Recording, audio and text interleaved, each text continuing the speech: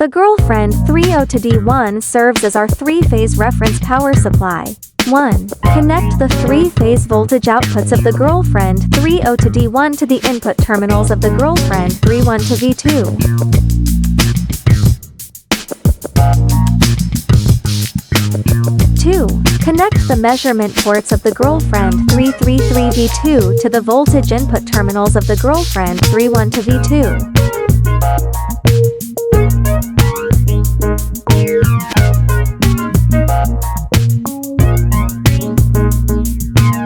3. Connect the three-phase current outputs of the GF302D1 to the input terminals of the GF312V2 and GF333V2 to form a current loop.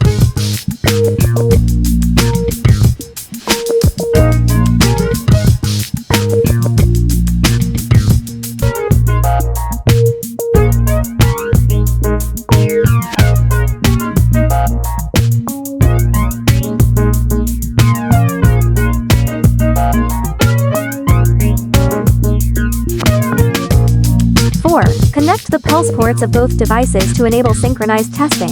Ensure the correct A or B or C phase sequence to prevent wiring errors.